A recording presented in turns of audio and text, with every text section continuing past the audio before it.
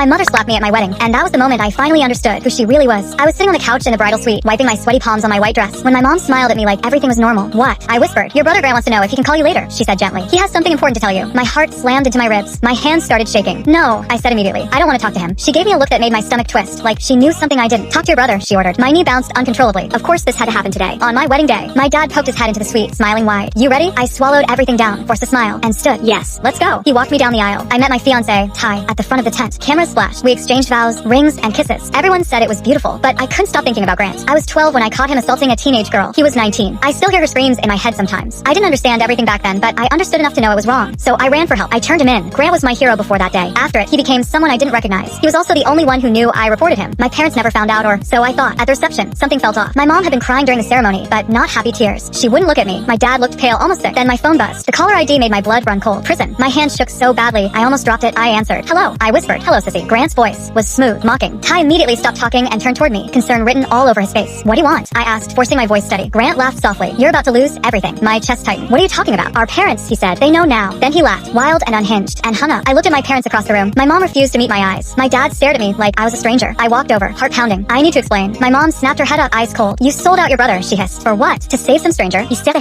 your son hurt someone, I said quietly. He could have killed her. I caught him. Why? She demanded. Because you would have protected him, I shot back. You always did. The music kept pounding, but the room had gone silent. People were staring. That's when my mother lunged forward and slapped me. Hard. My head snapped to the side. For a second, I couldn't breathe. She had never hit me before. Her own face looked shocked, until defiance replaced it. I'm not sorry, she said sharply. And you won't be either until you make things right and get him out of prison. Ty stepped in instantly, pulling me against him. Get out, he said coldly. You are not welcome at our wedding, and you are not welcome in our lives. Security escorted my parents away as guests watched in stunned silence. I didn't cry. I didn't chase them. I stood there in my wedding dress, holding my husband's hand, and realized something with painful clarity. I didn't lose my family that day. I finally stopped protecting people who never deserved me.